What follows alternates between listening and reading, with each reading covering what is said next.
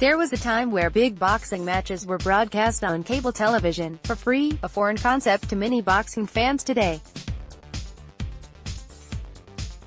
Many fighters now have exclusive deals with the premium cable networks HBO and Showtime, so fans have been accustomed to dishing out a monthly fee to acquire both channels. It is not ideal having to pay for two premium channels, but fans have managed. However, the sport is currently moving in another, more expensive direction. In April of this year, ESPN rolled out ESPN, a streaming service that has unique content unavailable on the plethora of ESPN channels. In addition to two boxing shows, In This Corner and The Boxing Beat, ESPN also offers live fights exclusive to the service, such as Terence Crawford vs. Jeff Horn. At $5 a month, it does not necessarily break your bank, but it adds up if you are already subscribing to both HBO and Showtime, and many fans are not jumping up and down at the thought of adding another expense to their lives. While boxing figures to stay a part of ESPN, it does not seem likely that big-name fighters such as Crawford will be on the service regularly. However, some fights are better than no fights, and as long as they are competitive, people will watch. In addition to the live fights and boxing shows, you gain access to an archive of hundreds of classic fights, which is certainly an awesome feature. As well as ESPN, there is another streaming service set to debut later this year, DAZN. The streaming service is currently partnered with Matchroom Boxing, which has a relatively large stable of fighters, most notably heavyweight king and global superstar Anthony Joshua. At $10 a month, it is double the price of ESPN, but has the star power of Anthony Joshua backing it. As well as Joshua, it was announced that Season 2 of the World Boxing Super Series, WBSS, will be streamed on the service, something that will likely be the deciding factor for anyone on the fence about subscribing. WBSS is a one-loss elimination tournament that has 8 fighters in a given weight class compete for supremacy in the division. Season 1 was a huge success, which featured tournaments in the cruiserweight and super middleweight divisions planned. Season 2 figures to be just as good, if not better, with tournaments in the super lightweight, light heavyweight and bantamweight divisions. With some of the top fighters in the world competing, the WBSS is must-see TV, and makes passing up on subscribing to DAZN hard to do. As well as the two new players, there are still the two veterans of the boxing business, HBO and Showtime. HBO has frankly been lagging behind its rival Showtime recently. While it had some huge cards in the past 2 years, both Superfly cards, Spot Kovalev Ward fights, and both Canelo GGG fights, these excellent fights have been few and far between. As well as being infrequent, many of HBO's big fights are on PPV. Both Kovalev Ward fights and Canelo GGG fights will be on PPV, which does not require an HBO subscription to purchase. The rest of 2018 seems relatively bleak for the network as well, with just 2 non-PPV fights officially signed, both of which are solid matchups, but not as enticing as fans would like. While having some very big names, Canelo Alvarez, Gennady Golovkin, Daniel Jacobs, Sergey Kovalev and most of fighters in the super flyweight division. HBO has been unable to consistently put on quality fights. Canelo will likely be a PPV exclusive fighter for years to come, and Golovkin is at the end of his career.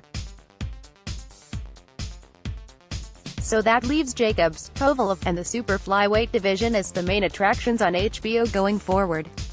Jacobs is a great fighter, and is fun to watch. However, while currently in a multi-fight deal with HBO, Jacobs is signed to Matchroom Boxing, so a move to DAZN does not seem out of the question in the future. Kovalev is a top talent, but has not been in competitive fights lately.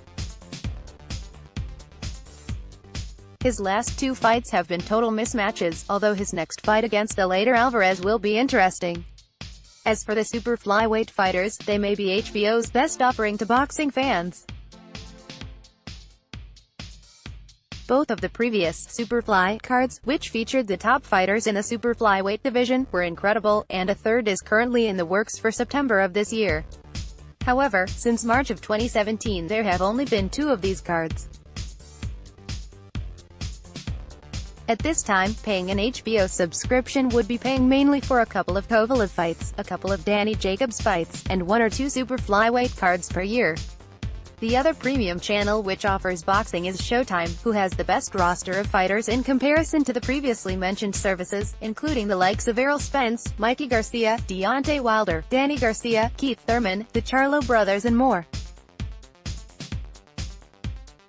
As well as putting on more events than HBO, their events have been better as well, and their great fights have not been PPV. Just in 2018, Showtime has put on Wilder Ortiz, Lara Hurd, and Stevenson Jack, all of which featured edge-of-your-seat action, as well as not being on PPV.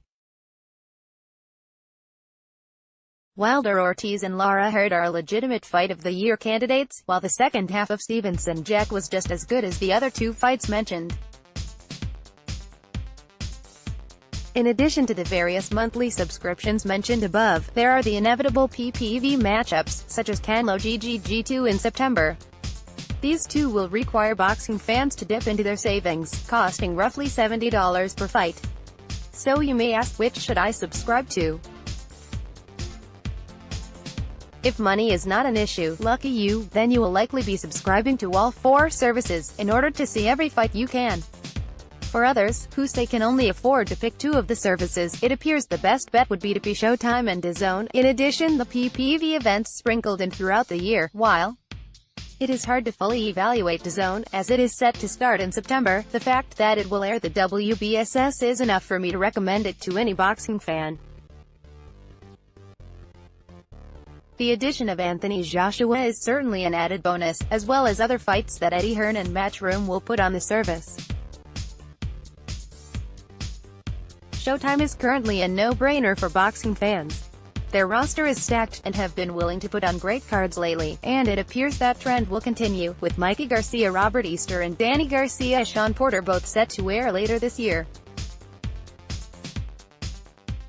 While not every single Showtime card will be competitive, they have a large enough roster that they can afford to have some fighters in easier fights, while putting on a high-quality fight just a few weeks later. In addition to their well-known fights, there is the Great Showbox, the next generation, which is a great place to see the up-and-comers of the sport, as many fighters that appear on Showbox have went on to win world titles.